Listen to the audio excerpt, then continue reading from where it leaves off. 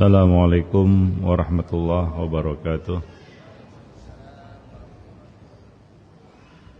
Alhamdulillah, nahmaduhu wa nasta'inuhu wa nastaghfiruh wa na'udzu billah min sururi anfusina wa sayyiati a'malina. May yahdihillahu fala mudhillalah wa may yudlil fala hadiyalah. Ashhadu an la ilaha illallah wahdahu la syarikalah wa ashhadu anna Muhammadan abduhu wa rasuluh.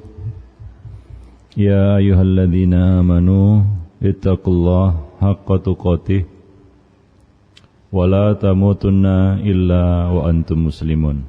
Amma ba'du. Jemaah sekalian, kaum muslimin muslimat yang dimuliakan Allah, pertama dan utama kita memuji Allah Subhanahu wa taala atas segala nikmat. Fama bikum min ni'matin faminallah. Apapun nikmat yang kamu terima semuanya berasal dari Allah. Salawat dan salam kemudian tidak lupa kita aturkan untuk Nabi kita Muhammad sallallahu alaihi wasallam, keluarga beliau, sahabat beliau, umat beliau sampai hari kemudian. Jemaah yang dimuliakan Allah, pada malam ini kita memanfaatkan waktu kita dengan sebaik-baiknya dengan mendengarkan nasihat, mudah-mudahan bermanfaat. Wa dzakir fa inna dzikra tanfa'ul mu'minin. Pada malam ini tema yang akan kita bicarakan, judulnya mungkin sudah diketahui bersama di flyer atau yang lainnya. Renungi perjalanan hidupmu. Sebenarnya itu judul buku. Pernah lihat bukunya? Belum pernah? Ya, silakan lihat di internet. Itu buku yang kita tulis sendiri, judulnya seperti itu, Renungi Perjalanan Hidupmu, lumayan tebal. Dan kita tidak akan membahas buku itu halaman per halaman, kata per kata, karena bukunya juga nggak ada di hadapan antum.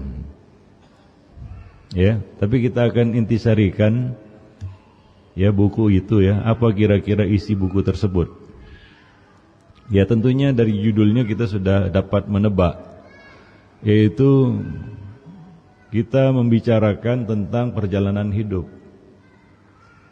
Ya. Kehidupan ini adalah sebuah tulisan yang sudah tertulis sebenarnya 50.000 tahun sebelum Allah ciptakan langit dan bumi. Ketika Allah menyuruh Al-Qalam untuk menulis apapun yang terjadi sampai hari kiamat, Allah berkata kepada Al-Qalam, pena, uktub. Pena berkata, madza aktub, apa yang aku tulis? Allah berkata kepada pena, uktub ma huwa kainun ila yaumil qiyamah. Tulislah semua yang akan terjadi, peristiwa-peristiwa, kejadian-kejadian, ketetapan dan ketentuan, itulah takdir, sampai hari kiamat. Wadzalika, dan itu terjadi 50.000 tahun. Khamsina alfasana, sebelum Allah menciptakan langit dan bumi. Qabla khalqis samawati wal ard. Artinya kehidupan memang sudah tertulis. Hidup kita ini suatu perjalanan yang sudah tertulis, tapi kita enggak tahu tulisannya apa. Ada yang tahu?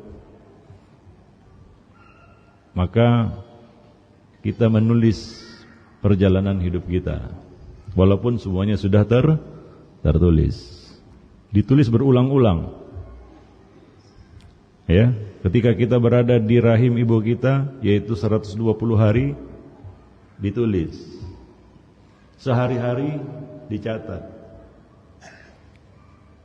Setiap tahun di malam Lailatul Qadar diulangi penulisannya. Penulisan takdir itu diulang-ulang, tapi enggak berubah. Dari yang sudah tertulis di Lauhul Mahfuz Para jemaah yang dimuliakan Allah. Nah, itulah yang kita bicarakan dalam buku tersebut. Renungi perjalanan hidupmu. Allah sendiri berkata, latarkabunna tabaqan an tabaq. Kamu akan melewati fase kehidupan. Ya. Fase demi fase. Alam demi alam. Mulai dari alam pertama, yaitu kita adalah sesuatu yang tidak ada. Hal ata 'alal insani hinun minad dahri lam yakun syai'an madhkura. Bukankah telah datang pada manusia masa di mana dia bukan sesuatu yang disebut, enggak ada. Kemudian Allah Subhanahu wa taala mengadakannya. Itulah alam ruh. Alam pertama yang kita jalani, alam ruh. Kemudian baru ruh itu ditiupkan ke jasad yang sudah Allah Subhanahu wa taala bentuk rupa di dalam rahim 120 hari. Allah mengutus seorang malaikat untuk meniupkan ruh. Maka kita pun menjadi makhluk hidup. Ini alam ketiga, yaitu alam rahim. Pada masanya rahim akan memuntahkan kita, dan dia tidak akan mau menerima kita lagi. Keluarlah kita ke dunia. Masuklah kita ke alam yang keempat, yaitu alam dunia, yang mana kita sedang berada di situ. We are here istilahnya, ya. Kalau ada tulisan, kita di sini.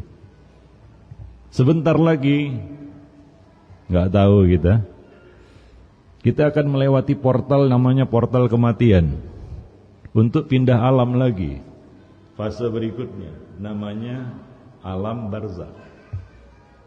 Wa min waraihim barzakhun ila yaumi yub'atsun. Di hadapan mereka manusia di dunia ini ada alam yang menunggu, yaitu alam barzakh. Sebutan lainnya alam kubur. Itu yang kelima. Ini adalah transisi sebelum kita masuk alam akhirat. Dan alam terakhir namanya alam akhirat. Namanya juga sudah akhirat, akhir. Karena nggak ada alam lagi setelah alam itu, yaitu alam akhirat. Kapan itu dimulai? Setelah hari kiamat. Setelah kiamat, maka masuklah alam terakhir yang akan dijalani oleh manusia, yaitu alam akhirat. Kita orang yang beragama percaya bahwa akhirat itu ada. Para jemaah yang dimuliakan Allah, ya. Bahwa kehidupan itu tidak muter-muter di situ saja. Sebagian orang mengimani reinkarnasi. Ya ada ya, ada. Kita tidak. Karena dalam konsep agama samawi, baik Yahudi, Nasrani maupun Islam, kita mengenal adanya surga dan neraka, yaitu alam akhirat, hari kiamat, adanya kebangkitan setelah kematian. Ya, nah itulah alam terakhir yang akan kita jalani. Totalnya ada 6, mulai dari alam al-ma'dum, gak ada, ruh, dan seterusnya sampai di sini dunia, dan berikutnya 2 alam lagi yang akan kita lewati. Masih panjang lagi, iya. Ini baru sepotong perjalanan kita, mungkin muqaddimahnya. Intinya apa? Akhirat. Maka dikatakan bahwa muslim itu mati untuk hidup, bukan hidup untuk mati. Ya. Karena setiap orang akan mati. Takut mati percuma. Percuma enggak? Percuma. Kalau bisa enggak mati, wajarlah takut mati. Tapi kalau mati juga, ngapain takut? Enggak takut mati bukan berarti ngawur, enggak. Ada yang perlu kita takutkan, yaitu apa? Bagaimana mati. Itu yang harus kita takutkan. Mati enggak perlu ditakutkan. Ada yang enggak mati? Kullu nafsin za'iqatul maut. Manusia enggak punya pilihan. Untuk mati manusia enggak punya pilihan. Ada pilihan mau mati atau enggak? Enggak ada ya. Ada yang dikasih pilihan di sini? Enggak ada. Tapi bagaimana mati? Manusia dikasih pilihan. Bagaimana mati? Manusia dikasih pilihan. Pilihannya cuma dua, simpel aja. Apa? Karena bentuk kematian cuma dua. Ya, yaitu apa? Husnul khotimah atau su'ul khotimah.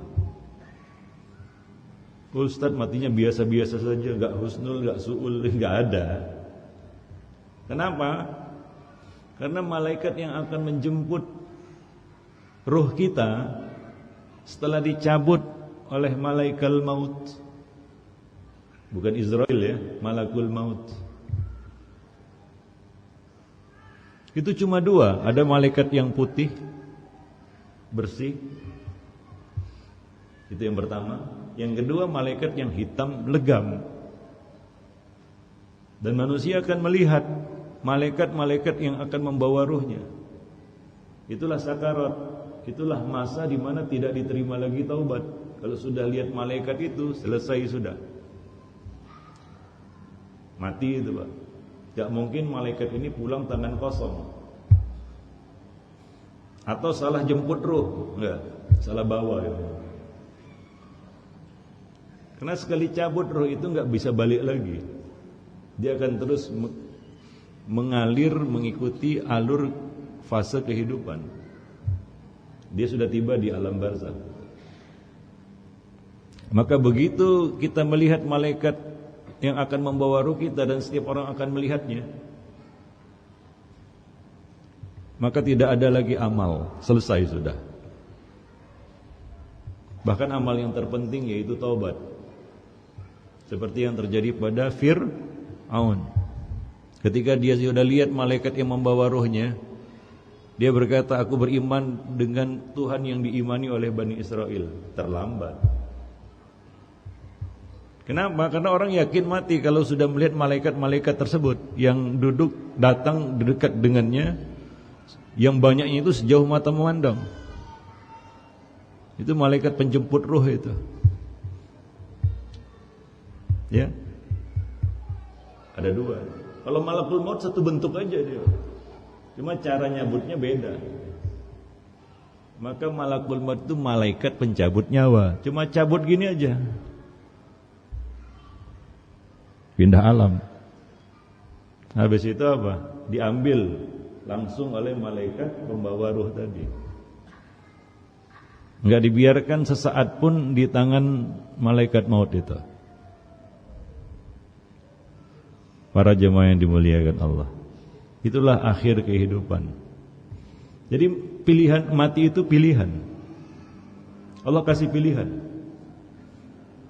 Untuk mati enggak ada pilihan. Bagaimana mati? Ada pilihan. Para jemaah yang dimuliakan Allah, sekarang kita diberi kebebasan untuk memilihnya. Para jemaah yang dimuliakan Allah. Taib. Jadi begitulah fase-fase kehidupan manusia. Ingat enggak? Kira-kira kehidupan antum bermula di mana? Titik awalnya di mana itu? Kalau ditanya, Pak, kapankah sejarah hidup kita bermula? Apa jawabannya? Dari mana kita memulai itu semuanya ini? Dari mana kita memulai semua ini?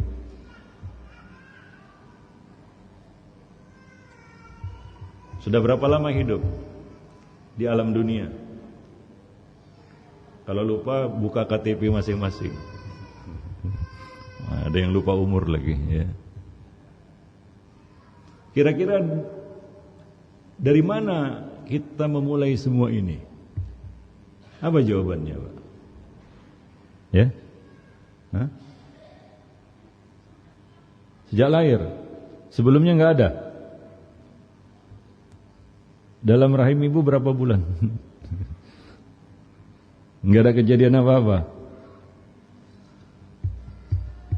Mungkin sebelum itu. Awalnya di mana itu? Kejadian pertama lah dalam kehidupan kita. Peristiwa pertama. Ya? Apa? Dalam rahim. Ngapain? Muter-muter gitu ya, ngubung-ngubung di perut ibu itu ya.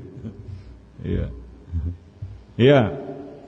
Allah Subhanahu wa taala sudah mengabarkan itu dalam surat Al-A'raf ayat 172.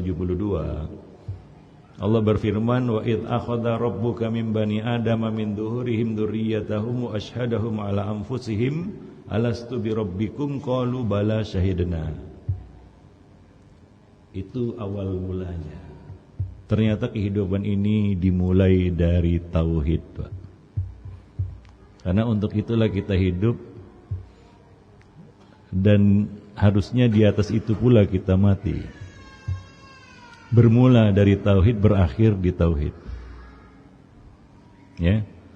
Apa kata Allah? Dan ingatlah. Ingat, wa'id. Itu ada kalimat yang tersembunyi di situ, Pak. Dalam bahasa Arab ya seperti itu. Banyak takdir kalimah namanya ya, kalimat-kalimat tersembunyi.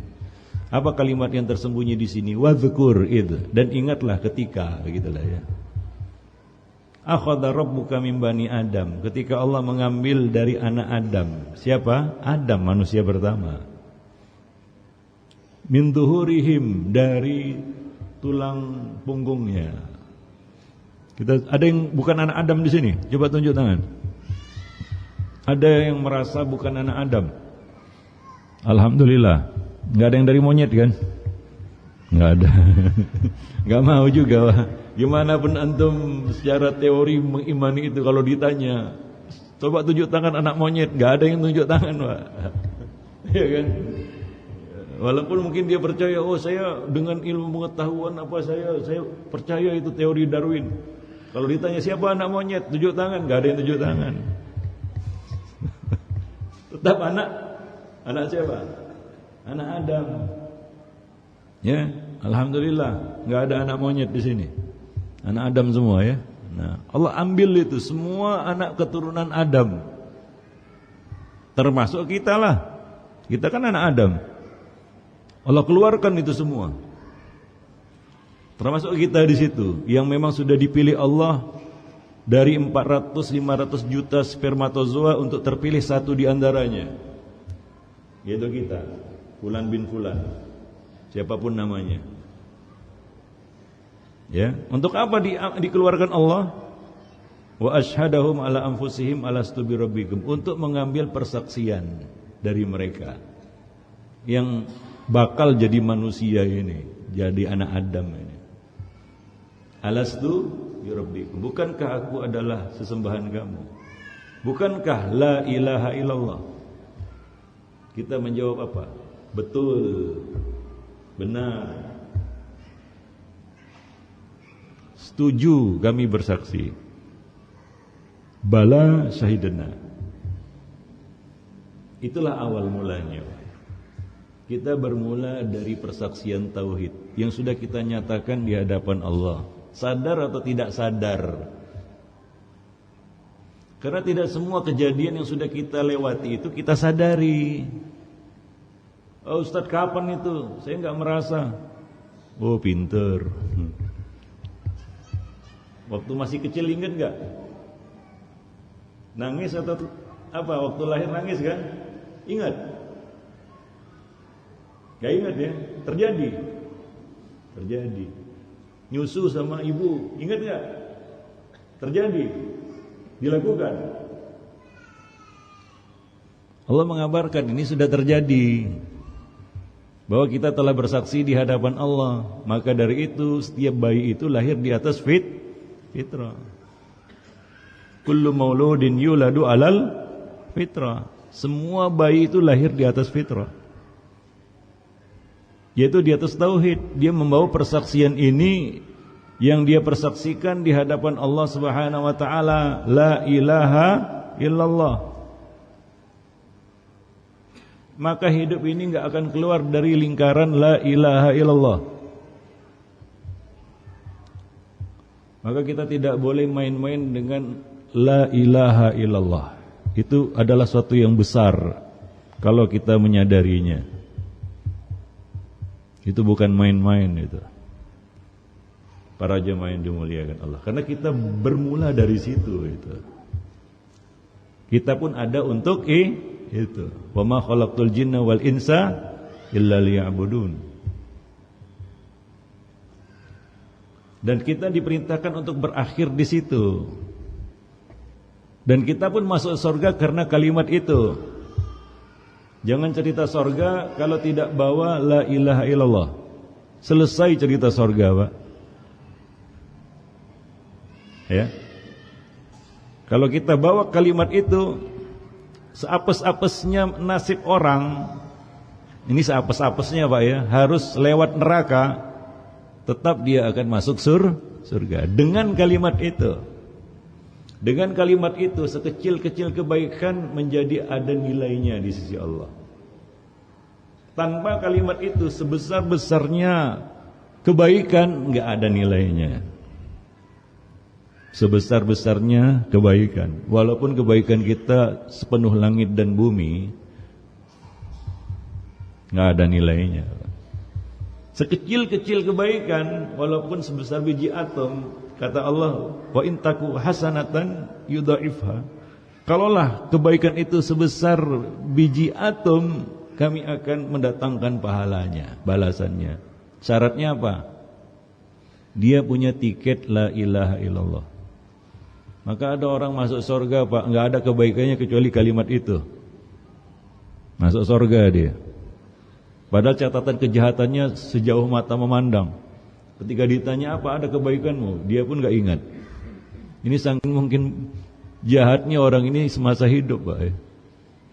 Tapi dia selamat dengan kartu la ilaha illallah. Tapi antum jangan selera rendah lah.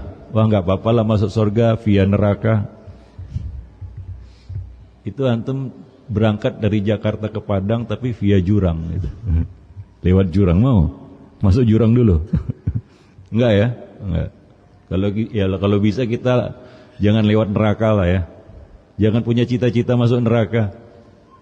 Makanya doa sapu jagat itu Rabbana atina fid dunya hasanah wa fil akhirati hasanah. Titik. Enggak, koma. Wakina adzabannar. Maka selalu ya doa Nabi minta surga itu selalu diiringi dengan berlindung dari api neraka, Pak. Selama kita punya modal tauhid, insyaallah ya. Seapes-apesnya saya katakan seapes-apesnya nasib seseorang dia tetap bisa masuk surga. Ya. Maka prestasi tertinggi seorang hamba di dunia itu adalah dia bisa menjaga kalimat itu di dunia ini. Tahu enggak? Ada satu ayat di dalam Al-Quran, saya yakin seyakin-yakinnya antum belum mengamalkannya. Kalau ada yang mengklaim bahwa saya sudah mengamalkannya Ustaz, saya enggak percaya. Saya berani mengatakan bohong. Satu ayat dalam Al-Quran, antum belum mengamalkannya. Kalau ada yang berani mengatakan, sudah saya amalkan Ustaz, saya berani berkata antum bohong. Hakul yakin bohong. Ayat apa itu?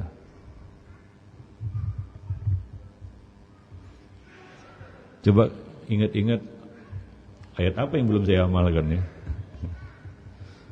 Antum berusaha untuk mengamalkannya sekalipun enggak bisa. Jangan juga, bahaya.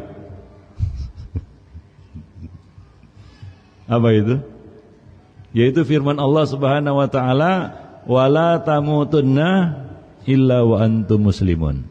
Siapa yang sudah mengamalkan ayat ini? Sekarang, tunjuk tangan. Siapa yang sudah mengamalkan ayat itu? Coba tunjuk tangan. Enggak ada ya? Alhamdulillah waras semua. Kalau ada yang tunjuk tangan, ngeri saya. Takut saya. Itu belum kita amalkan. Belum. Tapi akan kita amalkan. Wallahu a'lam. Apa ayat itu? Janganlah kamu mati kecuali dalam keadaan muslim, muwahhid, dengan membawa tauhid. Sayangnya ini belum kita amalkan ini. Mau mengamalkannya? Hah? Mau? Ya mau nanti. Maka bersiaplah untuk itu, untuk bisa mengamalkannya.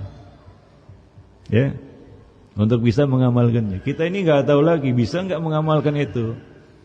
Mungkin orang-orang yang lebih dulu dari kita, mudah-mudahan mereka sudah mengamalkannya. Ya. Tapi kita masih tanda tanya. Masih tanda tanya besar itu. Maka hidup ini untuk mempersiapkan itu, Pak. Untuk mempersiapkan wala tamutunna illa wa antum muslimun. Maka menjaga tauhid itu adalah prestasi terbesar seseorang di dunia. Nabi mengatakan man akhiru kalamihi la ilaha illallah apa? Dakhalal jannah. Barang siapa yang akhir ucapannya la ilaha illallah masuk surga. Barang siapa yang ucapan terakhirnya la ilaha illallah masuk surga. Yakin? Insya Allah. Apa semudah itu? Enggak. Para jamaah yang dimuliakan Allah. Maka hidup ini untuk mempersiapkan itu. Para jamaah yang dimuliakan Allah. Itu adalah partai puncak, partai final. Sebelum kita melewati portal kematian. Itu finalnya itu. Siap-siaplah itu. Kita akan menuju ke situ. Enggak ada jaminan, Pak. Ya. Maka saya katakan tadi, prestasi terbesar seseorang di dunia ini dia bisa menjaga tauhidnya sampai partai puncak itu. Percuma antum punya prestasi apapun di dunia ini kalau gagal itu gagal, Pak. Gagal itu, gatot, gagal total. Ya. Maka dari itu gelar tertinggi yang Allah berikan kepada nabinya di Al-Qur'an adalah apa? Dalam apa? Dalam Al-Qur'an adalah apa? Hamba Allah. Hamba Allah. Abdullah. Itu sebutan tertinggi yang Allah berikan kepada nabinya. Dan Nabi sendiri mengatakan kul innama ana Abdullah wa rasuluhu. Rasul itu tugas beliau. Abdullah itu adalah prestasi beliau. Para jamaah yang dimuliakan Allah. Maka kalau ada yang perlu kita jaga di setiap detik dalam kehidupan kita, itu adalah tauhid. Maka dari itu para nabi itu mengkhawatirkan bukan hanya diri mereka tapi anak-anak mereka. Ya, dari apa? Dari menyembah berhala, dari membatalkan tauhid. Nabi Ibrahim berdoa, wajnubni wa baniya an na'budal asnam. Jauhkanlah diriku dan anak keturunanku dari menyembah berhala, dari syirik. Nabi Yakub mengatakan kepada anak-anaknya, ma ta'buduna min ba'di. Apa yang akan kalian sembah sepeninggalku? Mereka mengkhawatirkan syirik. Dan mereka ingin memastikan bahwa mereka mati di atas tauhid. Enggak ada yang lebih penting selain itu di dunia ini, Pak. Berapa lamalah dunia ini? Pastikan itu. Para jemaah yang dimuliakan Allah. Maka ayat Termasuk ayat yang paling penting di dalam Al-Quran adalah wala tamutunna illa wa antum muslimun. Itu penegasannya luar biasa itu. Apa kata Allah? Jangan kamu mati. Gimana jangan mati? Siapa yang enggak mati? Tapi Allah larang mati. Gimana dilarang sementara Allah mengatakan kullu nafsin za'iqatul maut. Setiap yang bernyawa pasti mati. Siapa yang hidup pasti mati. Lalu kenapa Allah larang mati di sini? Jangan mati, kan begitu ya. Bahkan dipertegas itu, jangan sekali-kali kamu mati. Artinya jangan coba-coba mati. Tapi enggak koma enggak titik di situ, ada komanya. Apa lanjutannya? Illa wa antum muslimun. Kecuali kamu dalam keadaan muslim. Ya, maka selain kita memastikan itu untuk diri kita, selanjutnya adalah untuk keluarga kita, anak-anak kita. Para jemaah yang dimuliakan Allah, maka tidak ada kata main-main untuk tauhid. Jangan main-main dengan itu. Ya, sebagian orang meremehkan itu, bahkan menjual tauhidnya dengan dunia yang sedikit. Rendah kali nilai hidupnya, Pak. Rendah kali prestasinya itu. Bahkan dia enggak ada prestasinya. Para jamaah yang dimuliakan Allah, lebih-lebih lagi tantangan yang akan kita hadapi. Tadi saya sebutkan bahwa partai puncak kita adalah ketika kita menghadapi kematian, dan itu tidak mudah. Mati di atas tauhid itu enggak mudah.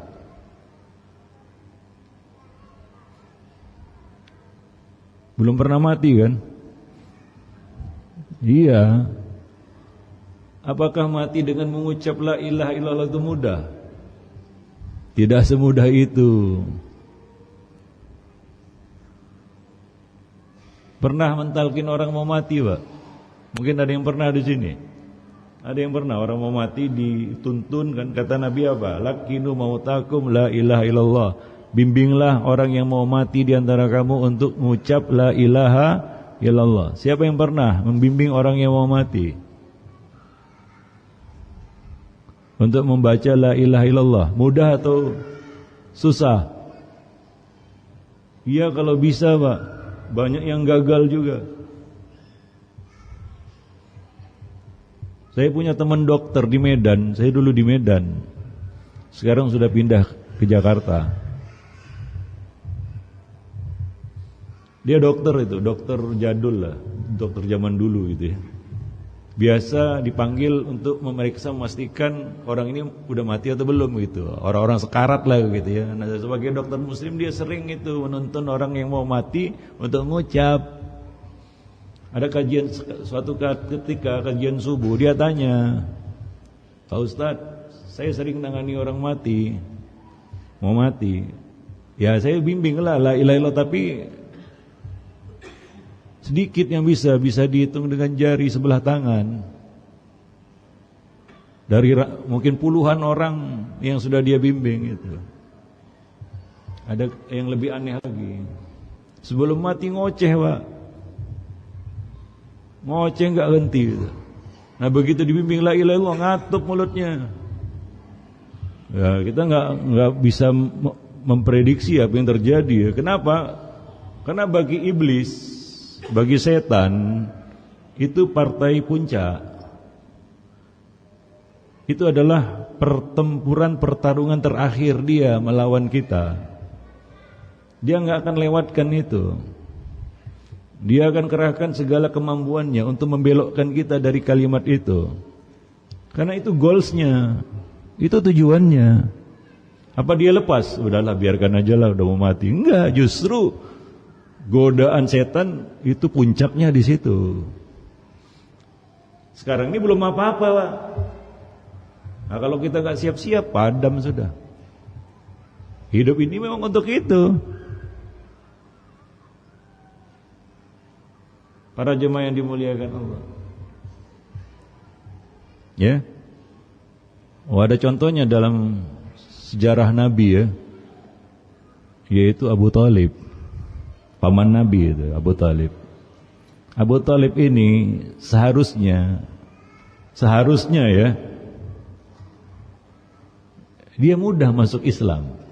Kenapa? Ada beberapa faktor. Pertama, dia menyintai Nabi, betul-betul menyayangi Nabi, bahkan lebih sayang daripada menyayangi anaknya sendiri. Yang kedua, dia ini orang yang paling lama mengasuh Nabi. Orang yang paling lama mengasuh Nabi itu Abu Thalib. Makanya Nabi pun sayang sama Abu Thalib, betul-betul sayang. Abu Thalib ini sudah membenarkan agama yang dibawa Nabi. Kenapa? Karena ia ikut membelanya dengan harta dan jiwa raganya. Luar biasa ini orang. Ya, ketika Nabi diboikot, ia juga ikut diboikot. Nabi itu gak berani dijamah oleh orang-orang kafir Quraisy karena masih ada Abu Thalib. Maka ketika Abu Thalib wafat, mati, dikatakan itu amul huzni, tahun kesedihan, karena tidak ada lagi yang membackup Nabi. Nabi harus mencari dukungan, pembelaan dari yang lainnya. Maka Nabi sangat bersedih ketika Abu Thalib wafat. Tapi ada satu hal yang belum terjadi dalam hidup Abu Thalib. Apa itu?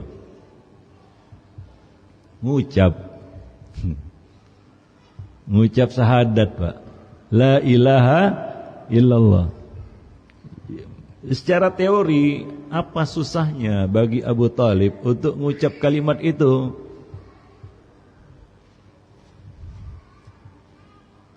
Susah atau mudah? Lebih-lebih lagi ketika dia sudah sekarat, sakit keras, yang ini pasti berujung kepada kematian. Karena kalau orang sudah sakit keras, biasanya ujungnya kematian itu. Ya, orang itu juga sudah tahu nggak akan bisa bertahan lagi. Gimana pun dikasih pengobatan ini itu dan lain sebagainya, akan mati. Itu Nabi datang untuk menuntun Abu Thalib mengucap la ilaha illallah. Nabi langsung, Pak. Bayangkan ini, yang menuntun Abu Thalib untuk mengucap la ilaha illallah. Bila mengatakan, ya ammi kul la ilaha illallah, wahai pamanku, ucapkanlah la ilaha illallah. Tinggal itu saja dalam hidup Abu Thalib itu. Kalau Abu Thalib sempat mengucap, Pak, dia adalah orang pertama yang nggak ada yang dapat menyaingi jasa Abu Thalib ini. Kalau ya. Tapi takdir berkata lain. Ya, itu Nabi sendiri yang menuntun itu. Wahai pamanku, ucapkanlah la ilaha illallah, kalimat yang aku akan jadikan hujjah untuk membelamu di hadapan Allah. Kurang apa, Pak? Nabi itu sudah pasang badan itu, asalkan ngucap la ilaha illallah. Walaupun baru masuk Islam sesaat, setelah itu mati gitu. Yang penting ngucap itu. Mudah bagi Abu Thalib untuk mengucapkannya. Ngucap Abu Thalib. Bagaimana endingnya? Apakah Abu Thalib berhasil? Berhasil atau gagal? Hah? Gagal. Kok bisa gagal? Tahu sejarahnya gimana? Kenapa bisa gagal ini Abu Thalib? Padahal yang membimbing untuk mengucap la ilaha itu Nabi itu. Nah, inilah dia pertempuran, battle terakhir, Pak. Ini bukan main-main ini. Ini enggak kaleng-kaleng ini bagi iblis dan bala tentaranya. Dia kerahkan segala kemampuannya. Saat itu di situ ada Abu Jahal, ya, dan Amr bin Abi Umayyah, Abdullah bin Abi Umayyah, Abdullah bin Abi Umayyah. Ini dua tokoh Quraisy ini, kafir Quraisy, ada di situ. Apa kata Abu Jahal? Ketika Nabi mengatakan itu, Abu Jahal menimpali, mengganggu. Ya kadang-kadang setan itu ya, hati-hati, menitipkan pesannya melalui lisan anak Adam. Ya, dia titipkan pesan-pesannya melalui lisan anak Adam. Anak Adam itu dijadikan corong bagi iblis itu. Ini Isya ya. Azan dulu silakan. Baik para jemaah sekalian, kita lanjutkan sejenak. Kemudian baru kita menunaikan salat Isya ya. Supaya tidak terputus pembicaraan kita malam ini. Ya. Tadi kita sampai pada bahwa iblis itu kadang-kadang menggunakan lisan manusia sebagai corongnya. Ya.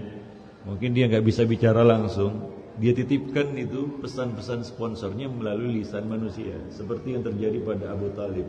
Nah, di situ ada Abu Jahal. Melalui Abu Jahal, iblis menyampaikan pesannya ya kepada Abu Talib. Apa yang dikatakan oleh Abu Jahal di situ? Ketika Nabi menuntun Abu Talib untuk mengucap la ilaha illallah. Apakah Abu Jahal mengatakan, "Hai Abu Talib, jangan ucapkan"? Enggak. Kalau itulah yang dikatakan Abu Jahal, mungkin Abu Talib akan mengucap itu. Karena biasanya manusia dibilang jangan malah dilakukan, kan begitu ya. Betul ya? Iya. Ini Abu Jahal pinternya dari iblis mungkin ya. Dia tidak menggunakan kata jangan di situ. Abu Talib jangan ucapkan, jangan. Oh, malah diucapkan sama Abu Talib. Tapi apa yang dikatakan oleh Abu Jahal? Ini luar biasa ini. Jadi kadang-kadang kita tidak mengira, menduga bagaimana gangguan iblis kepada kita saat mati, Pak. Ini contoh ya. Abu Jahal berkata kepada Abu Talib, "Wahai Abu Talib, apakah kamu benci agama Abdul Muttalib?" Dikasih pilihan itu ya. Siapa yang disebut oleh Abu Jahal itu? Siapa? Siapa? Iya, bapaknya. Abu Talib dihadapkan kepada dua pilihan ini. Cinta kepada keponakan ini Nabi sebagai keponakannya ya. Atau ayahnya. Anggaplah Nabi itu sudah dianggap anak ya oleh Abu Talib. Ini pilihan antara anak atau orang tua ini. Cinta anak atau cinta ayah ini. Abu Talib dibuat bimbang dengan itu, Pak. Ya, hingga Abu Talib enggak menjawab sampai 3 kali itu ya. Nabi mengatakan lagi, ucapkan la ilaha illallah. Abu Jahal kembali menimbali, apakah kamu benci agama Abdul Muttalib? Disebut nama ayahnya, Pak. Ini luar biasa. Ya, makanya saya katakan kita enggak tahu bagaimana gangguan iblis ketika kita akan menghadapi kematian. Maka persiapannya juga harus mati-matian itu. Tanggung-tanggung selesai nanti. Apakah kamu benci agama Abdul Muttalib? 3 kali itu ya. Akhirnya apa yang dikatakan Abdul Muttalib? Aku mati di atas agama Abdul Muttalib. Selesai, Pak. Maka Abu Talib pun berada dalam neraka. Hanya saja dia dapat syafaat ya. Satu-satunya ahli neraka dapat syafaat dari Nabi itu Abu Talib. Bukan dikeluarkan, enggak. Karena dia enggak akan keluar. Diringankan, Pak, dapat azab yang paling ringan. Padahal itu kan tinggal mengucap la ilaha illallah itu, merubah semua perjalanan hidupnya di akhirat itu. Berganti nasibnya, Pak. Tapi itu tidak mudah. Tidak semudah itu. Boleh kita katakan musuh kita ini, iblis, itu dia sudah piawai. Kerjanya mulai dari dikeluarkan dari surga sampai hari ini, masih hidup dia sampai hari ini ya. Itu cuma satu, enggak ada side jobnya, enggak ada pekerjaan sampingan, yaitu mengganggu, merusak menyesatkan anak Adam.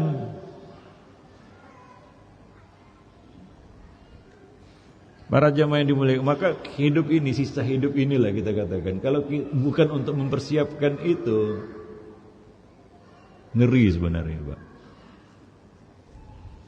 Ya, kalau kita tahu apa yang akan ada di hadapan kita nanti, ya, iblis nggak akan melepaskan buruannya itu. Para jemaah yang dimuliakan, itu yang terjadi pada Abu Talib, dan itu menjadi pelajaran bagi kita sebenarnya. Ya, bahwa Nabi pun tidak punya kuasa. Innaka la tahdi man ahbabta, walakinnallaha yahdi may yasha. Jemaah yang dimuliakan Allah, ya. Maka pergunakanlah sisa waktu hidup kita ini untuk betul-betul serius mendalami tauhid. Ya. Sebentar. Kita lanjutkan ya. Sampai jam pukul 8 insyaallah. Ya, untuk benar-benar mendalami tauhid itu. Terutama apa-apa saja yang bisa membatalkan tauhid kita. Apa-apa saja yang membuat tauhid kita itu expired istilahnya, enggak berlaku nanti. Ya. Oleh karena itu Nabi SAW ya, selalu dan senantiasa mengingatkan umatnya terhadap bahaya syirik. Karena itulah yang bisa membatalkan tauhid kita. Ya. Syirik itu sekecil-kecilnya tetap dosa besar. Dan syirik kecil bisa mengantar kepada syirik yang besar. Jemaah sekalian, ada satu ayat yang ini kalau kita baca takut kita. Ya, ngeri. Kata orang Medan, ngeri-ngeri sedap. Itu surat Al-An'am ayat 22. Wa yawma nahsyuruhum jami'an, kata Allah. Dan ingatlah ketika hari di mana kami kumpulkan manusia semuanya. Kita dikumpulkan ya. Di mana dikumpulkan? Padang mahsyar, di mahsyar. Enggak ada yang absen di situ. Ya, semuanya akan hadir di situ. Summa naqulu lil ladzina asyraku. Kemudian kami katakan kepada orang-orang yang berbuat syirik di dunia tentunya ya. Aina syurakaukumul ladzina kuntum tas'umun? Mana dulu sekutu yang kamu sembah selain diriku? Kamu menyembah selain Allah. Kamu berbuat syirik. Kamu minta kepada selain Allah. Mana itu dulu? Ya, Allah Subhanahu wa taala menuntut mereka. Siapa saja yang berbuat syirik, sadar atau enggak sadar. Walam takun fitnatuhum illa anqalu, dan tidak ada musibah orang-orang ini. Jadi Allah sisihkan itu. Ini orang-orang yang melakukan syirik ini di dunia dan enggak taubat dia. Sampai dia bawa dosa syirik itu ke hadapan Allah. Kartu la ilaha illallah di dunia itu hanya berlaku bagi manusia di dunia. Di hadapan Allah wallahu alam ya. Apakah tetap berlaku atau sudah expired? Itu perlunya kita sungguh-sungguh menjaga tauhid dan membersihkannya dari segala syirik. Alladzi innal ladzina amanu wa lam yalbisu imanahum bidzulmin. Sesungguhnya orang-orang yang beriman, yaitu bertauhid dan tidak mencampur imannya, yaitu tauhidnya dengan syirik, yaitu kezaliman. Kezaliman di sini maksudnya syirik. Ulaika lahumul amnu wa hum muhtadun. Mereka lah yang akan mendapatkan keamanan di dunia, di akhirat. Wa hum muhtadun, dan mereka lah orang-orang yang dapat petunjuk di dunia. Ya. Wa may yusyrik billah faqad haramallahu alaihil jannah. Barang siapa membuat syirik kepada Allah, maka Allah haramkan atasnya surga. Wa ma'wahun nar, dan tempatnya neraka. Wa malidz zalimina min ansar, dan tidak ada penolong bagi orang-orang yang berbuat syirik. Zalim di sini maksudnya syirik. Inna syirka la zulmun azim. Sungguh syirik itu kezaliman yang terbesar. Para jemaah yang dimuliakan Allah, ya. Nah, orang-orang ini Allah golongkan kepada orang-orang yang berbuat syirik. Tapi celakanya, Pak, ini celakanya, ini musibahnya. Walam takun fitnatuhum illa an qalu, dan tidak ada musibah atas mereka saat itu selain jawaban mereka. Apa jawaban mereka? Ketika Allah tagih dan tuntut karena mereka telah berbuat syirik. Wallahi rabbina ma kunna musyrikin. Demi Allah ya Rabb kami dulu tidak berbuat syirik. Mereka bersumpah, merasa tidak gitu. Tapi yang memvonis ini Rabbul Alamin, Ahkamul Hakimin. Gak bisa ngelak, gak bisa ngeles. Ya. Undur kaifa kadzabu ala anfusihim, kata Allah. Coba lihat bagaimana mereka berdusta atas diri mereka sendiri. Mereka membohongi diri mereka sendiri. Ini musibah ini, ya. Makanya ya, jahil terhadap tauhid itu musibah terbesar. Ya, tidak tahu syirik itu musibah terbesar sebenarnya. Musibah terbesar itu. Para jemaah yang dimuliakan. Maka ilmu pertama yang harus kita betul-betul patrikan dalam diri kita adalah tauhid. Dan kita katakan mengetahui tauhid itu, mengilmui tauhid itu tidak akan sempurna kecuali dengan memahami dan mengerti syirik. Nah ini kadang-kadang baru mulai belajar tauhid dan bicara tentang syirik sudah ditakut-takuti. Inilah itulah, akhirnya mundur. Setan lah punya kerja. Kadang-kadang dititipkannya pesan sponsor itu melalui lisan manusia. Dikatai ini, dikatai itu, ditakut-takuti Wahabi. Takut tak? Akhirnya mundur belajar tauhid. Gak peduli lagi syirik-syirikan. Begitu kan? Ingat, kadang-kadang setan itu menitipkan pesan sponsoring melalui lisan manusia. Ada hadis. Hadis ini membuat kita malu sebenarnya. Sekarang ya. Mana dalam hadis itu ada beberapa orang Yahudi, ya, mendatangi Nabi di Madinah. Mereka berkata, wahai Muhammad, kalian ini sebaik-baik umat. Seandainya kalian tidak berbuat syirik. Ini orang Yahudi ngerti syirik juga ruangnya. Ngerti syirik mereka itu. Tahu dia syirik itu apa.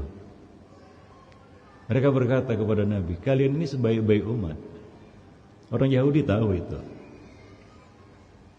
Ya memang partai finalnya kan Yahudi vs Muslim, Pak.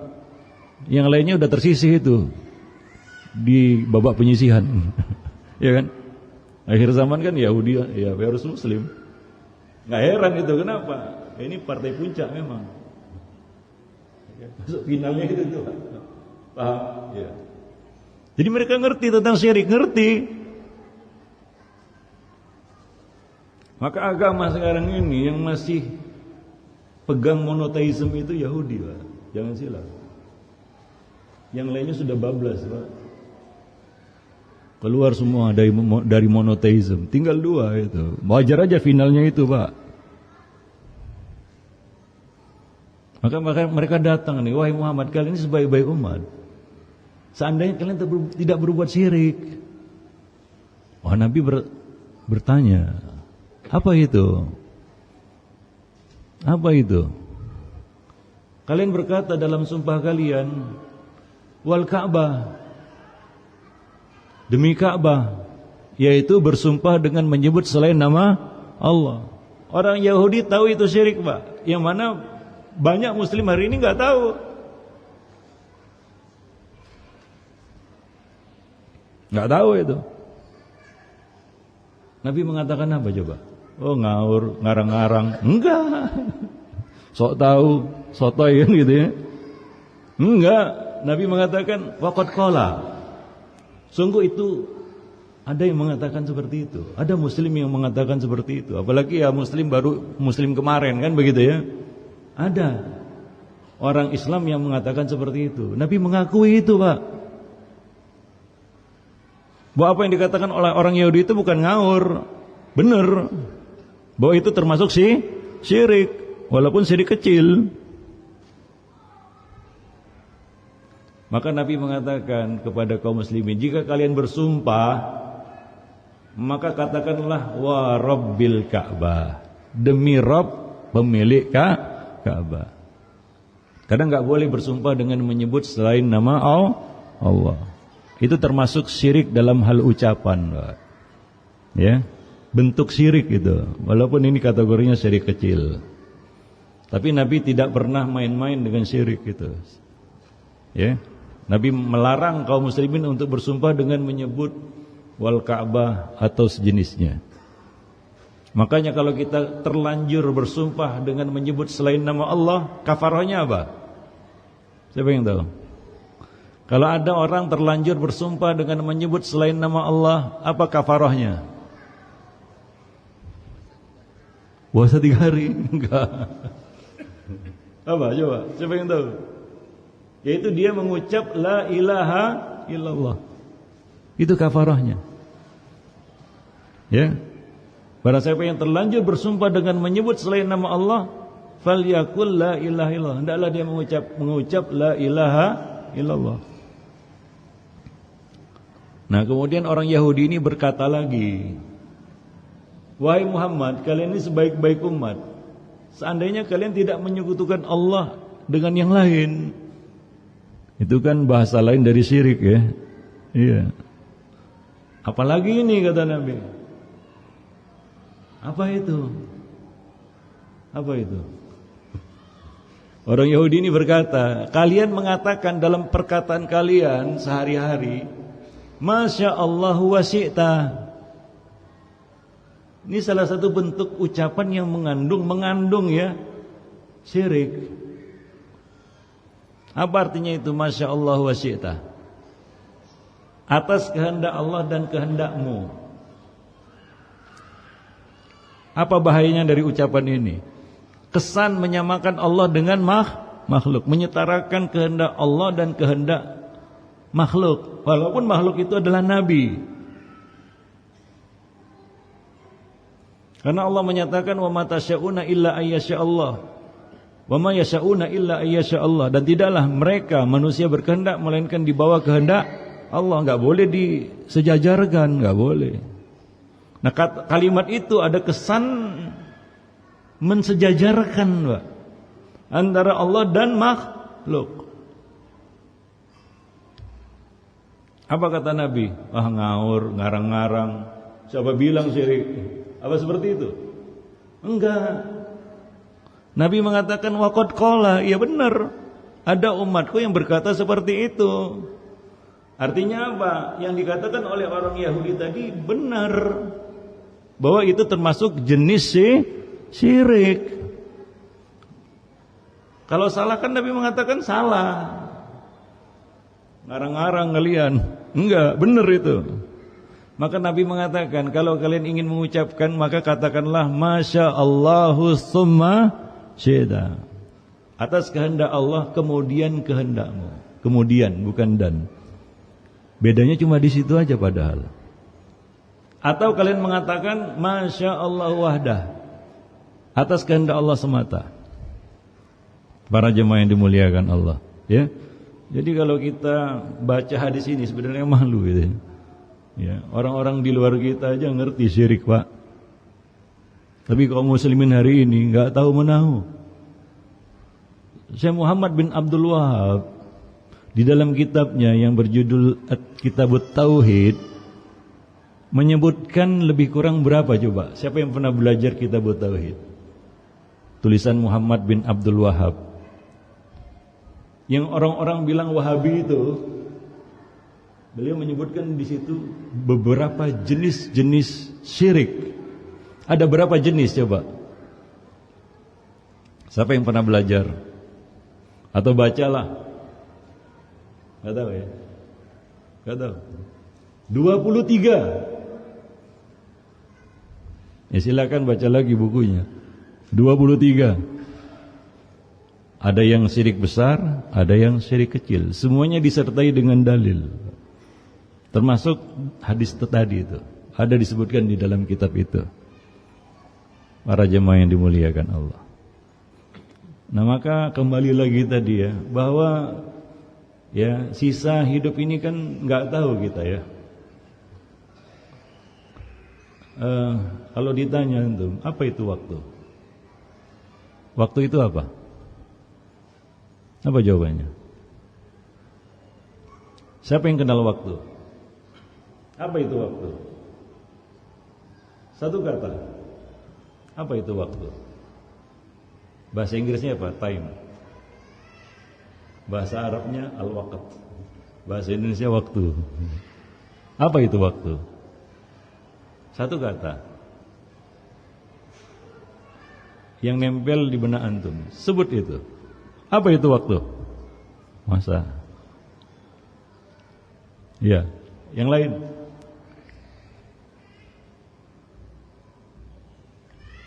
Kenal waktu enggak? Kenal? Apa itu waktu? Satu kata. Apa? Baru. Hah? Modal. Bicara modal pedagang Pak ya? Enggak.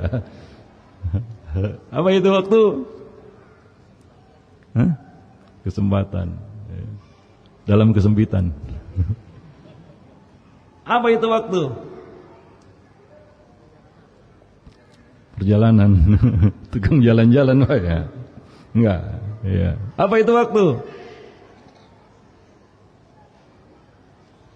Satu kata. Kehidupan. Apa itu waktu? Time is apa? Apa? Uang. Ingatnya uang aja. Time is limit. Waktu itu ajal, Pak. Ya, kalau antum kenal waktu, maka kenalilah waktu itu ajal. Antum bicara waktu, antum bicara ajal. Besok masih ada enggak? Besok masih ada? Hah? Enggak ada? Ngeri ya? Besok ada enggak? Ada enggak besok? Ada ya? Ya ada. Besok hari apa besok? Lupa. Hari Ahad. Ada? Enggak kiamat lah besok ya? Iyalah, kiamat kan hari Jumat. Iya kan? Nah. Besok masih ada, tapi belum tentu milik kita. Itu masalahnya.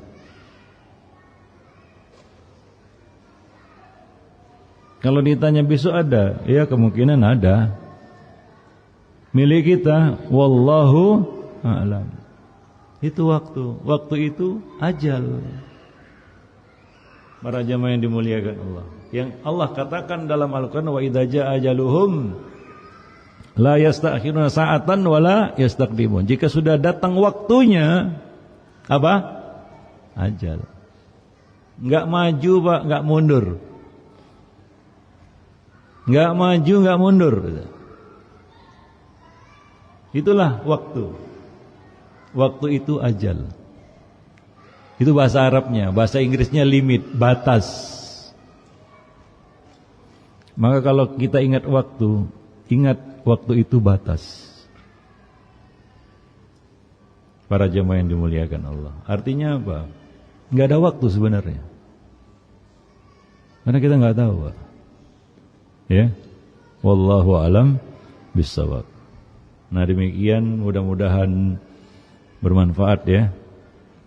Itulah hidup, Pak ya. Renungi perjalanan hidupmu. Kita baru mulai ini ya. Iya. Kedepannya masih panjang. Mana yang lebih panjang? Alam rahim atau alam dunia? Alam dunia ya. Di rahim berapa lama? 9. Cuma 9 bulan. Di dunia sudah berapa lama? 60, 70, sebut aja itu. Alam barzah? Alam barzah Orang yang mati 1000 tahun yang lalu sampai sekarang masih di alam barzah, Pak.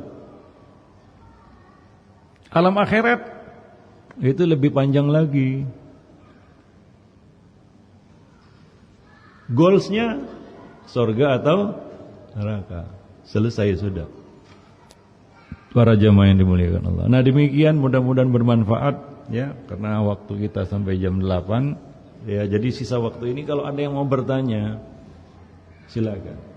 Ya, boikot produk Israel. Ini bicara tentang isu yang berkembang hari ini, gitu ya. Ya, pertama, iya itu harus dikeluarkan oleh lembaga yang berkompeten. Enggak boleh menduga-duga. Ya. Misalnya pemerintah. Ya. Sehingga tidak ada yang dirugikan. Paham? Ya, bukan berdasarkan asumsi atau dugaan. Ya. Nah, demikian. Ya, kita juga tidak boleh berbuat aniaya atau zulm. Gimana pun kita dizalimi, kan begitu. Ya. Kemudian yang kedua, para jemaah yang dimuliakan Allah, ini musibah. Ini yang dikhawatirkan Nabi atas umat ini, Pak. Dan itu sudah di depan mata. Apa kata Nabi? Ya, akan datang, hampir tiba masanya. Kalian itu seperti makanan yang apa? Yang diperebutkan oleh manusia. Tatada'a alaikumul umam kama tatada'a al-aqalatu ala qas'atiha, kata Nabi. Kalian akan dihabisi lah, dimakan gitu ya, diganyang itu.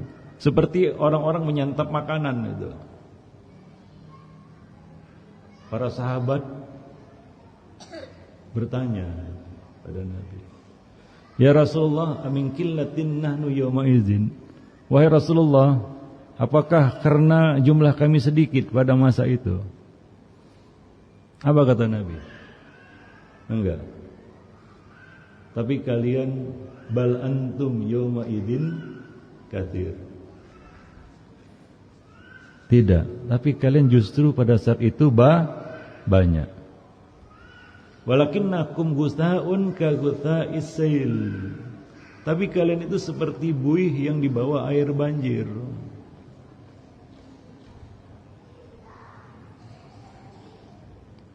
Pernah lihat buih dibawa air banjir? Apakah buih itu bisa melawan arus atau mengikuti arus? Itulah yang terjadi pada umat ini. Latah. Semua diikuti. Bisanya melatah. Itu air buih itu ya. Enggak bisa dia melawan air banjir itu. Air banjir ke sini, dia ngelawan arah ke sana. Bisa. Ya, itu yang pertama. Yang kedua, coba perhatikan buih yang dibawa air banjir itu. Apa yang terjadi? Hah? Apa? Dia bercampur dengan kotoran-kotoran yang dibawa oleh air banjir itu.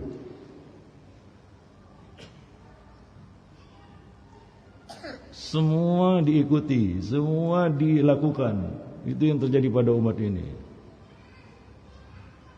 Para jemaah yang dimuliakan Allah. Nah, itulah yang dikhawatirkan oleh Nabi.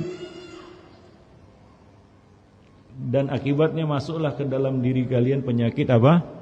Wahan. Apa itu? Cinta dunia dan takut mati. Para jemaah yang dimuliakan Allah. Dalam hadis yang lain Nabi mengatakan juga, mal fakhru akhsha alaikum, bukan kefakiran yang aku khawatirkan atas kamu. Walakin akan tetapi antubsata lakumud dunya, aku khawatir dibentangkan dunia ini untuk kamu. Ya. Fatanafasuha kama tanafasu, pun kalian berebut-rebut untuk mengumpulkan dunia itu. Lalu kalian binasa karenanya, fatuhliku kama ahlakathum. Kalian jadi binasa juga seperti orang-orang sebelum kalian binasa karena rebut dunia itu, harta itu. Coba lihat kondisi kaum muslimin di sekitar wilayah konflik itulah. Kurang duit, Pak. Kurang kaya, kurang makmur.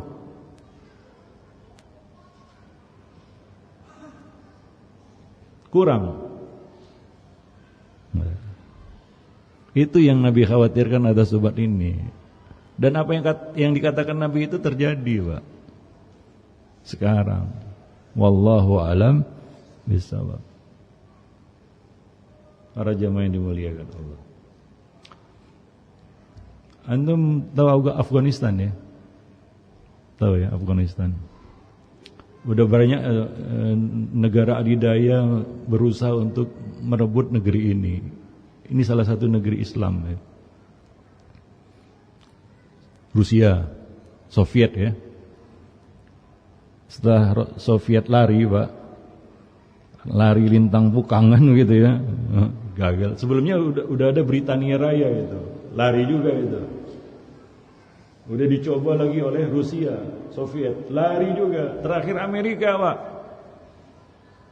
berusaha untuk merebut negeri itu, lari juga, Pak.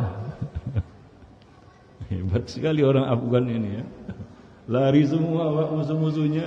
Dan mereka head to head ya, berhadapan langsung dengan negara-negara adidaya itu. Bukan bonekanya, enggak, langsung.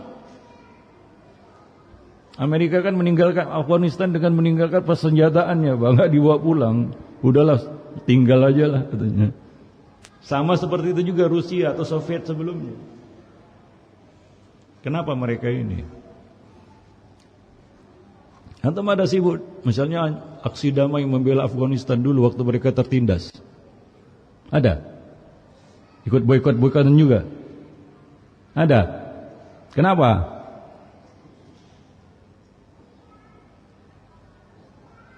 Kenapa?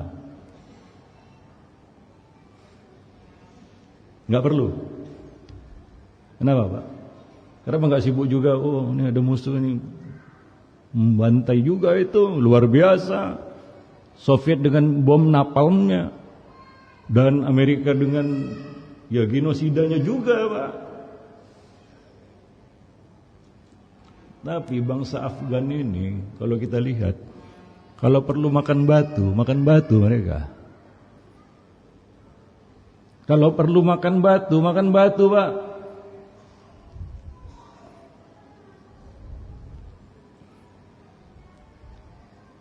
Mereka kurang difitnah dengan dunia itu. Itu aja. Kalau saya contohkan Vietcong terlalu naif lah ya. Mereka itu kalau perlu jadi tikus, Pak. Lari juga Amerika itu. Terpaksa buat film Rambo supaya ya kelihatannya menang gitu ya. Padahal lari juga lintang pukang, Pak. Para jamaah yang dimuliakan Allah ya. Tapi kadang-kadang umat ini menjadi lemah karena dunia yang dibentangkan kepada mereka. Wallahu a'lam bishawab. Ya. Nah, itu kalau kita ya mau lihat dengan pandangan yang lebih luas lagi lah. Ya. Wallahu a'lam bishawab. Ada apa ini? Kenapa kita jadi santapan? Ya. Mau terus seperti itu? Tentunya tidak ya. Ya, apapun yang bisa kita lakukan untuk membantu. Indonesia itu enggak kurang-kurang, Pak, sebenarnya dari awal itu ya. Sampai sekarang Indonesia enggak membuka hubungan diplomatik dengan Israel, Pak. Enggak ada hubungan apapun. Dagang pun enggak ada. Indonesia termasuk negara yang proaktif bersuara di PBB.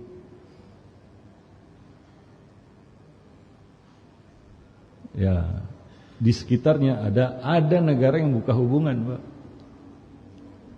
Negara Islam juga. Mau bilang apa kita? Wallahu a'lam bishawab.